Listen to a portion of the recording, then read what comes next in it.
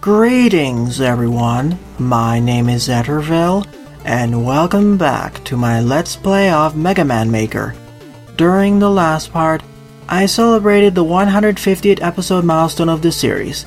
So in this part, I'll be covering at least 3 or 4 more viewer submitted levels, starting out with this one, Temple of Pats by Marinekriegs, with 23 plays and a score of 7. As always, if you want one of her levels to be featured in a future part like this one, please leave both the level name and level ID either in the comment section below or direct message me on Twitter. Also, as always, the full disclaimer of this entire LP series is linked in the description below.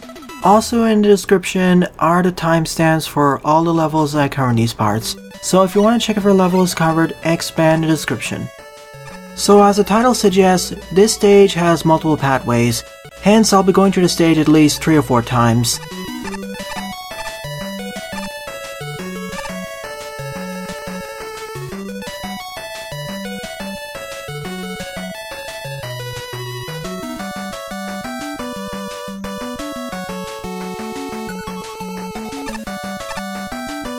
And this upper pathway has multiple spikes. And I immediately die over here, of course, I expected that to happen. You know my history with the spike jumps in this engine.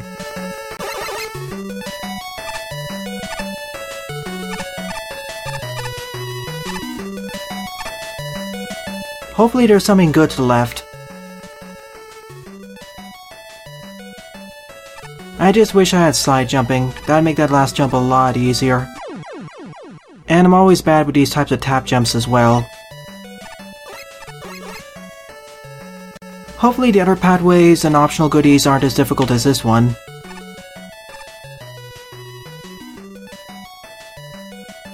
And there's nothing to damage boost off of here.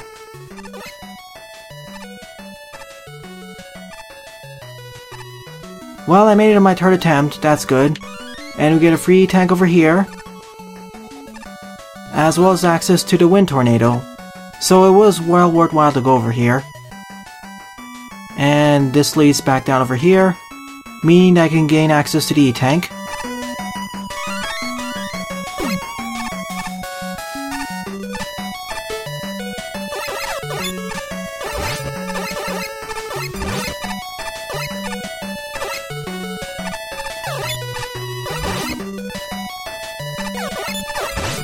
So let's see where this pathway leads to.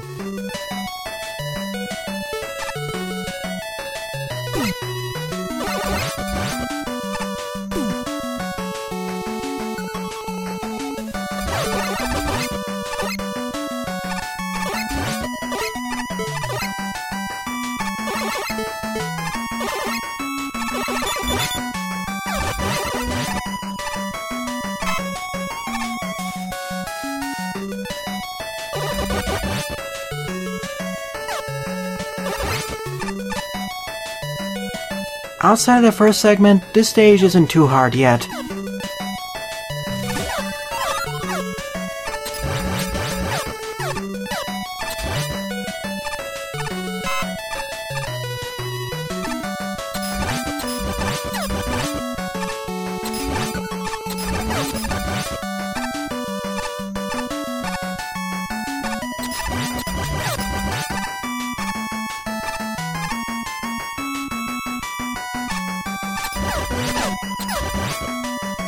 That looks rather suspicious up there. And I was right, this actually leads to a different area. But I'd only be able to access it if I had access to the wind tornado. So we have a bit of forced weapon usage here. One of these jumps I see.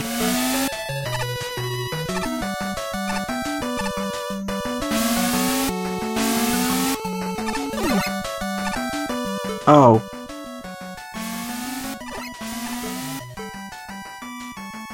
Gonna have to do a quick weapon switch over here.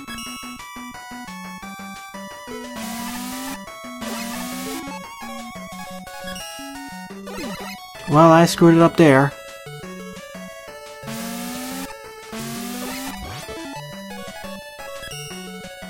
Now I did it.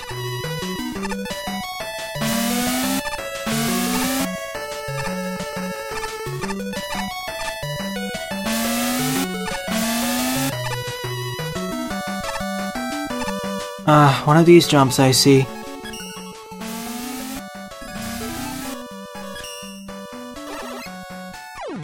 And the wind tornado isn't slowed down by the time slow. I forgot about that. Well, at least there is a large weapon capsule at the beginning of the segment, so you won't run out of this wind tornado energy.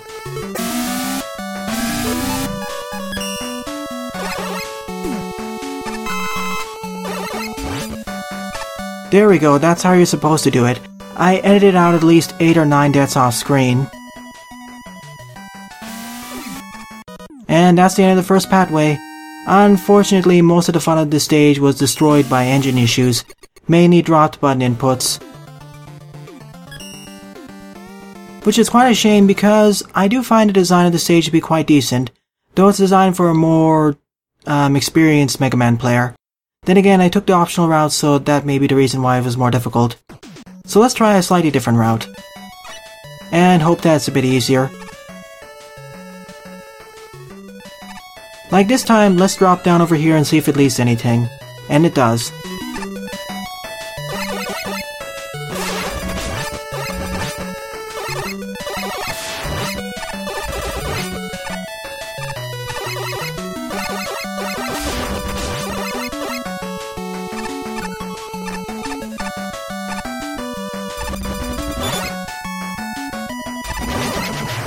At least the checkpoint placement of the stage is on point, even for that rather difficult segment that I died a lot on.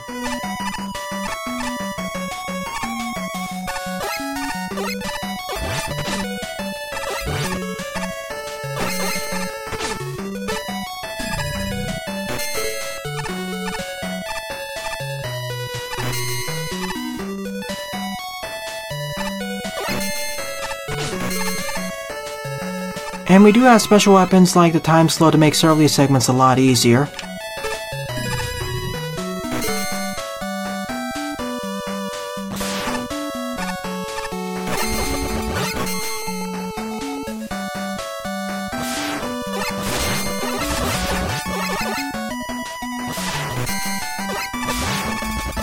I just wish I had the skull bearer in that upper segment. That would have been super helpful.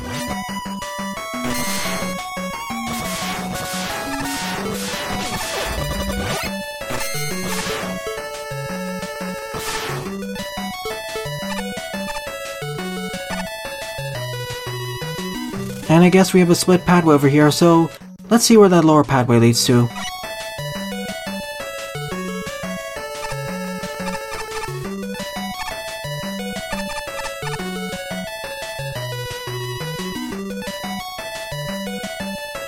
It leads down over here, interesting.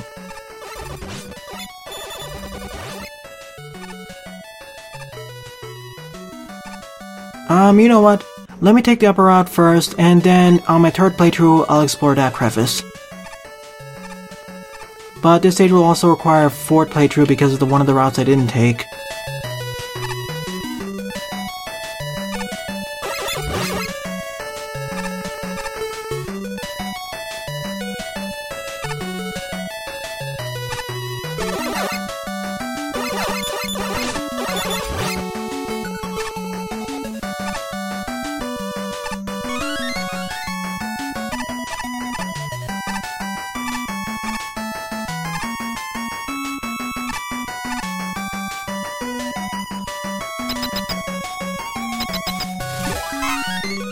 Why thank you.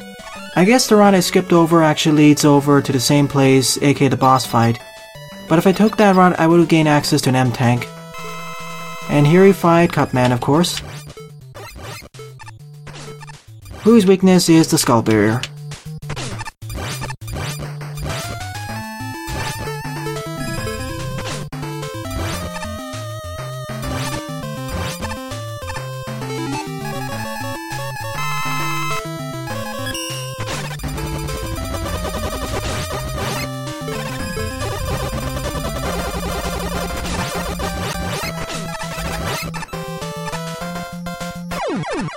And so that was the end of Pathway 2 of Temple of Pats. There are 2 pathways left to go, so the next one will be the one that I just skipped over. So we're back down over here in what I'll call Pathway number 3.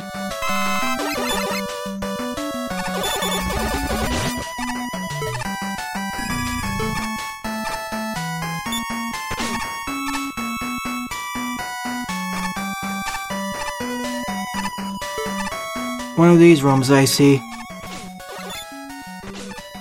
And I'll just damage boost right through it.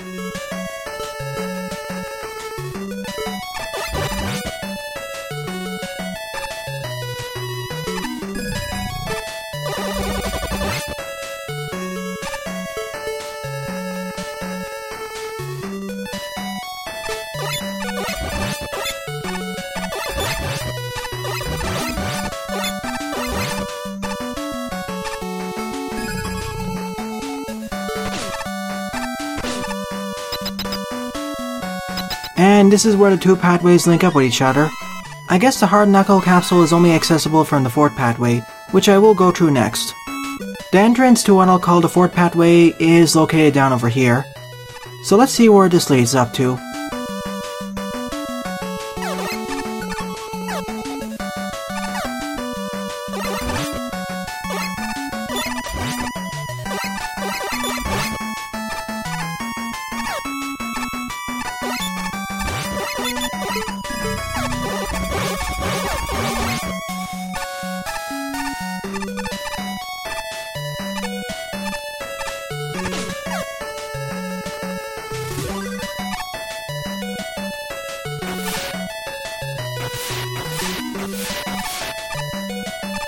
Well, I guess it makes sense that the water segment is the lowest pathway.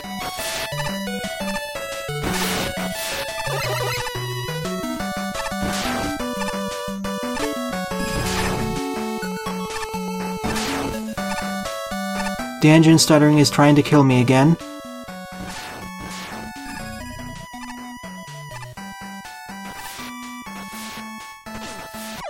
And I hit an invisible ceiling, hence why I died.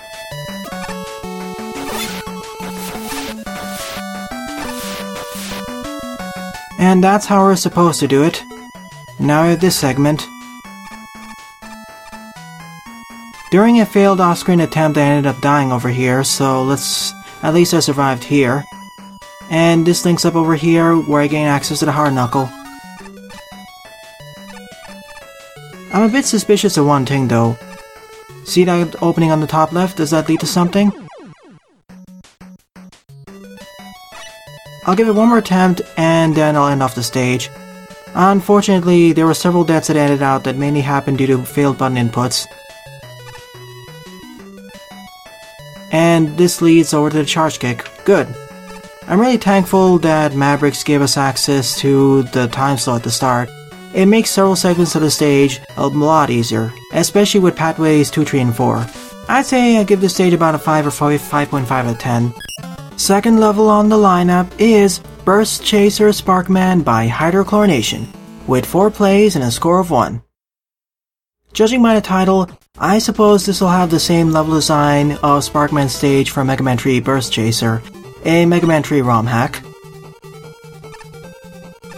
And in that game, Mega Man had a lot more mobility. And it seems that Base does not have access to double jumping.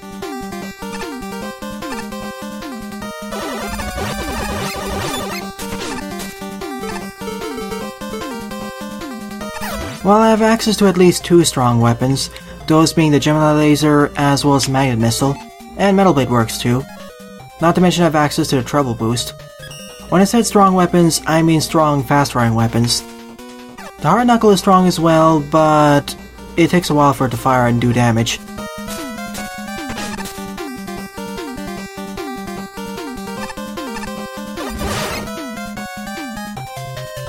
And of course, as this is Sparkman stage, we have Sparkman platforms.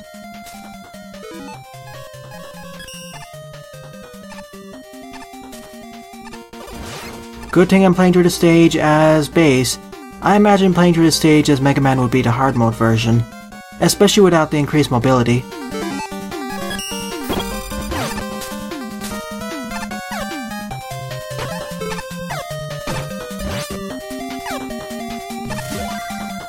Good checkpoint placement.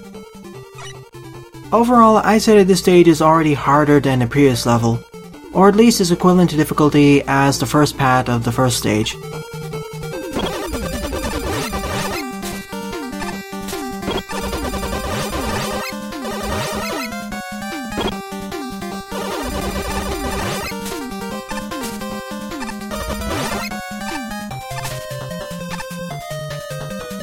My dash didn't activate there.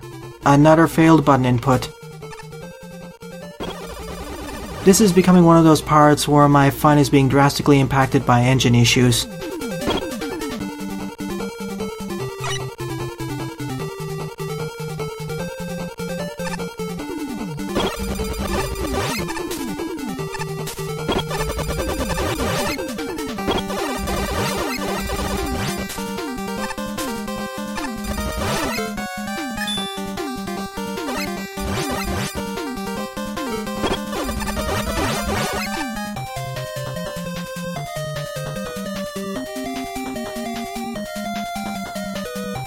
Mega Man's equivalent utility, the Rush Coil, pales in comparison to the Treble Boost.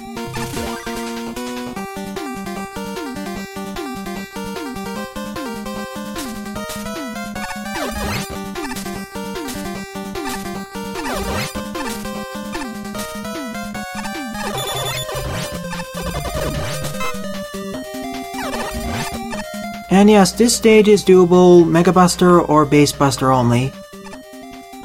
But honestly, most of these enemies aren't that difficult to dodge. This stage's challenges are more on the platforming side than enemy-based, at least in terms of difficulty.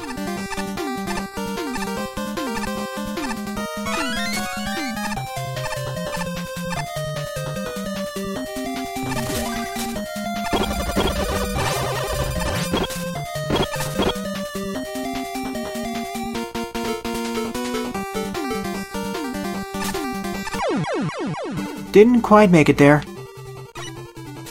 I dashed a bit too far.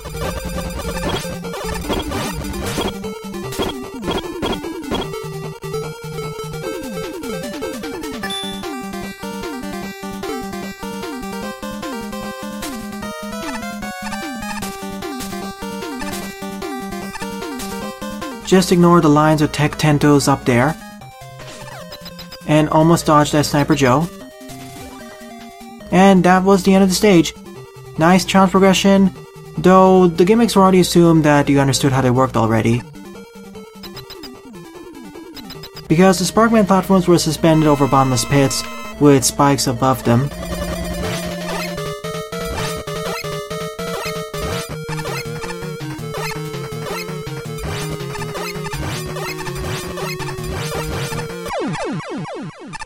I think I liked this stage more than the previous one.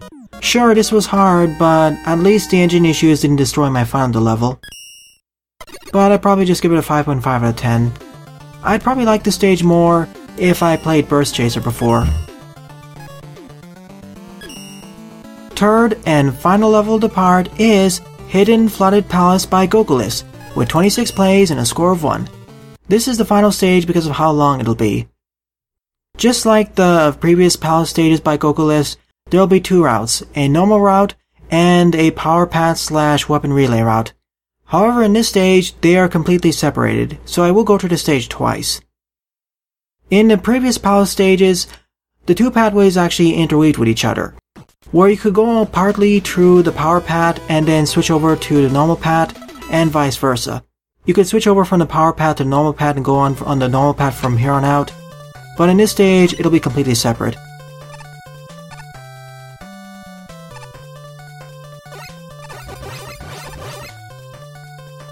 Also, a nice change of scenery, this stage takes place out in the open, instead of in a facility itself. Like the previous stages or palace stages by Gokuless, they took place in a flame palace and then an ice palace, but this takes place in the outdoors. So this is the entrance to the power pad. I'll ignore it for my first playthrough and then I'll come back over here.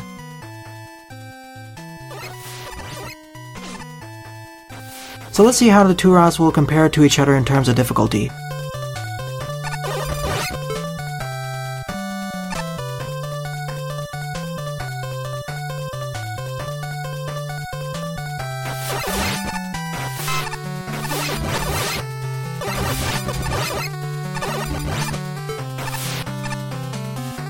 I do like the background and foreground aesthetics, as well as the calm, peaceful music of Centaur Man's stage. Pretty fitting.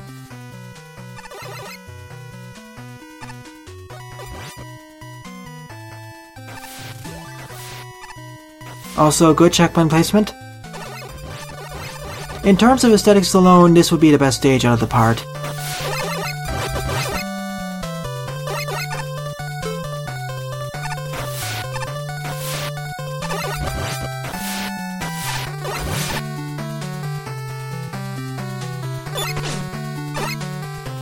Yeesh, that jump was rather scary.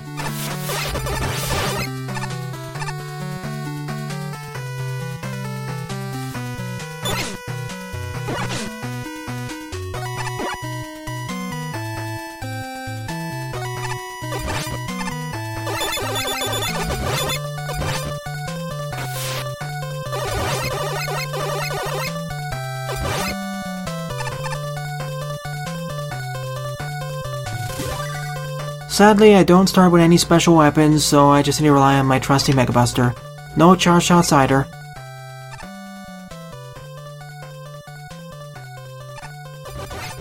Is this where the power pad and the normal pad link up with each other? Because I see a ladder up there, and I see a rush coil block on the left.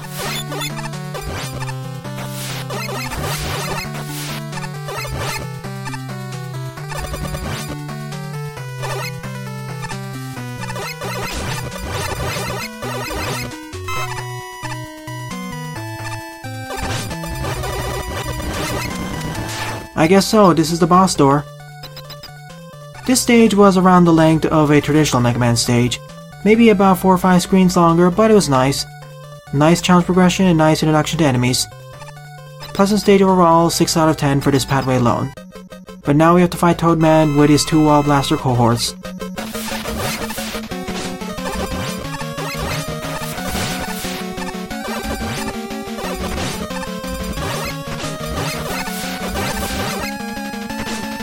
Ah, wonderful. The water is increasing Toadman's jump height here. I'm gonna try taking out one of those wall blasters first, and then I'll try taking out Toadman.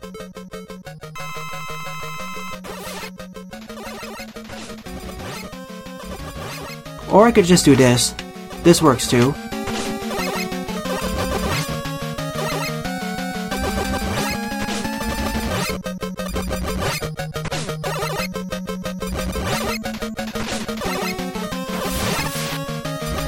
Well, you get the idea of this pathway, so I'm gonna restart right now and do the second pathway, and defeat Toadman faster using his weakness.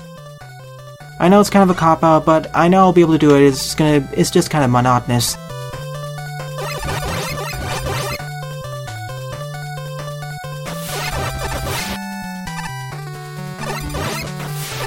So now we take the power pathway,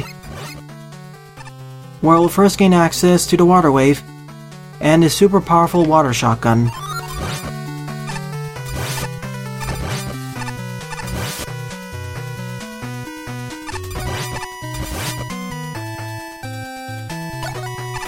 Good checkpoint placement.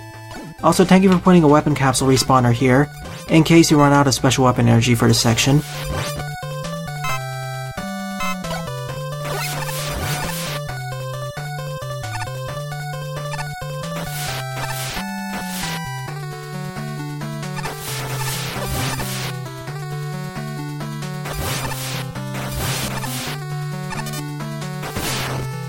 And for these palace stages, you are heavily incentivized to use special weapons. Here's item tree.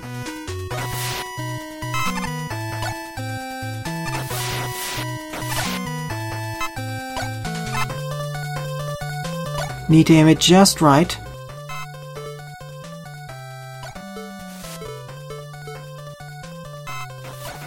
That's how we do it.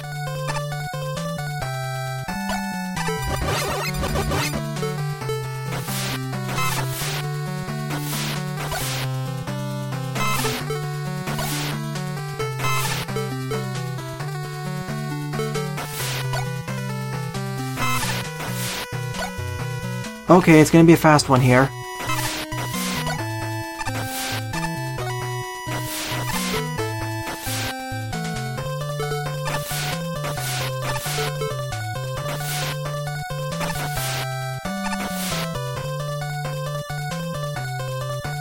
Next up is a dive missile.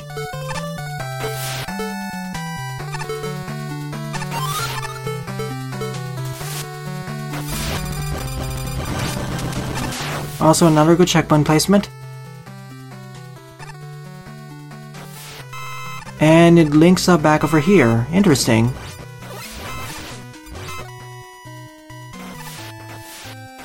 Oh, in order to access that area I need item 3. Clever.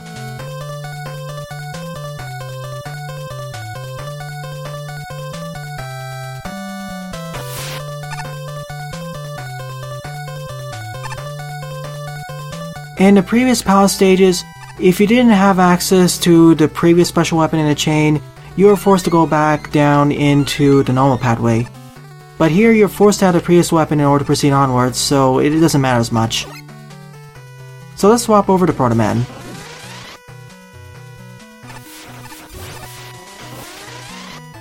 Oh, I guess we go down over here. Was gaining access to item 3, Proto Man, as well as the Dive Missile optional then? I guess Gokuless will be able to fill me in. Well, I guess it was optional.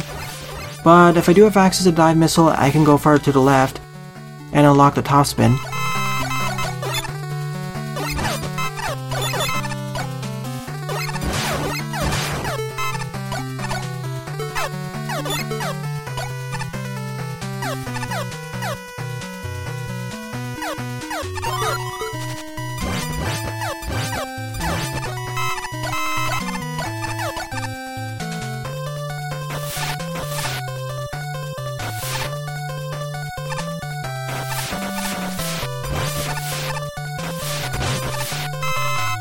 Unfortunately, playing as Proto Man means I take double damage. I probably should have just kept playing as Mega Man instead. If Proto Man had his infinite charge shot, then I would have stuck as Proto Man.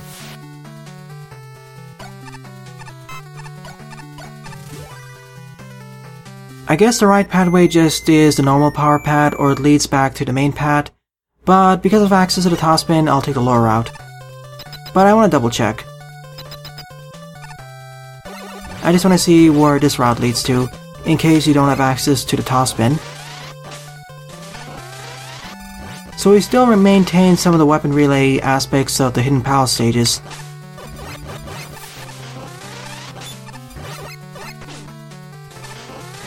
I see. If I took the lower pathway over here, I gain access to the Leaf Shield.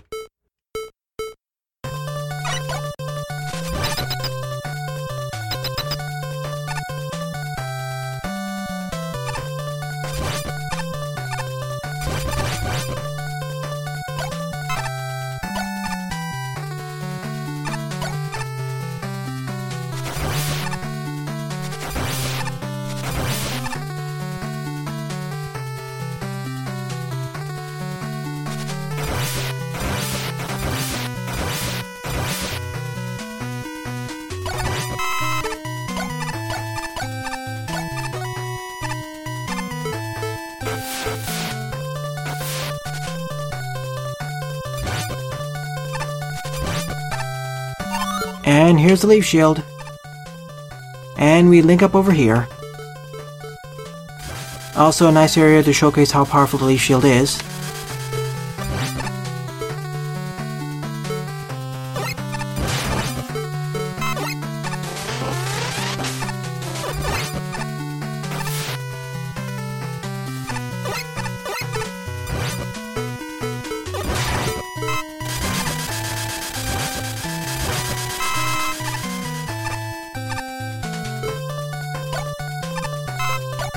Again, another split route.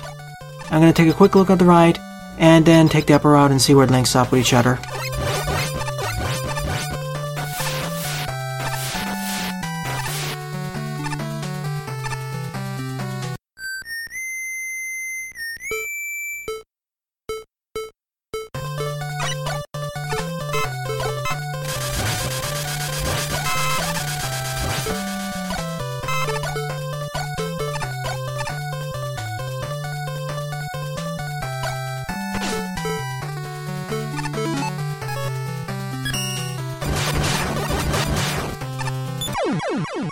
Ran face first into that hot dog. I know I can deflect its projectiles back at it, but it's too risky with two hot dogs next to each other.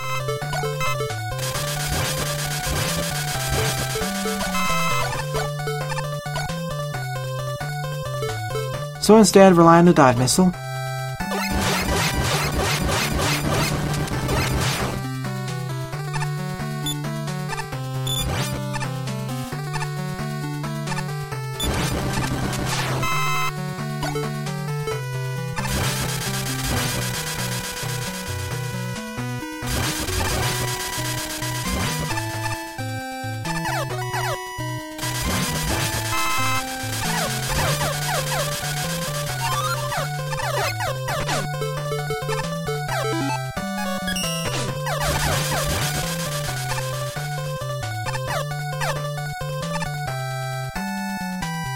Well, apparently it doesn't link up with that pathway. I need to do it manually. Wait, what? Okay then, this multi hits the hot dog so much that it instantly destroys it.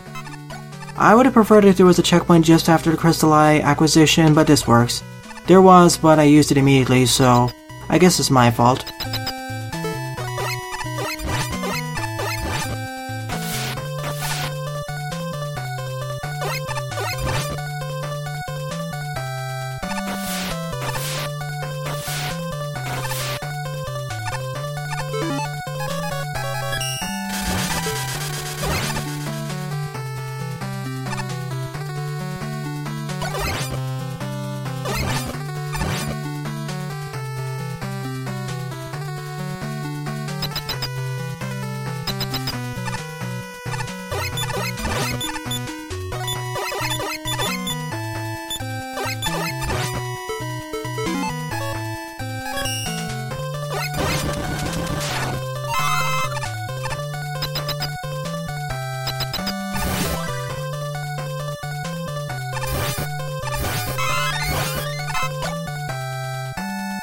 I think I can survive with the current health I have, so I'll press onwards.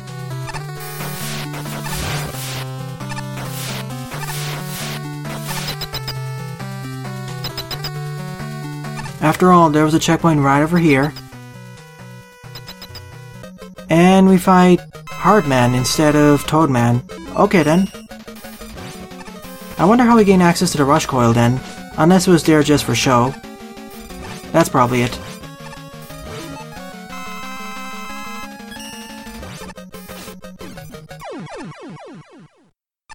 And yikes, those spines on the bottom right and bottom left are going crazy. I wonder why. Perhaps they're invisible conveyor belts? Overall, I'd say that this is my favorite level to part. It wasn't frustrating in a few segments like the previous two stages were, and overall this was fun. I did like how there was a normal pathway as well as a power pathway, but the power pathway did still take some of the design principles from the previous power pathways in the previous power stages.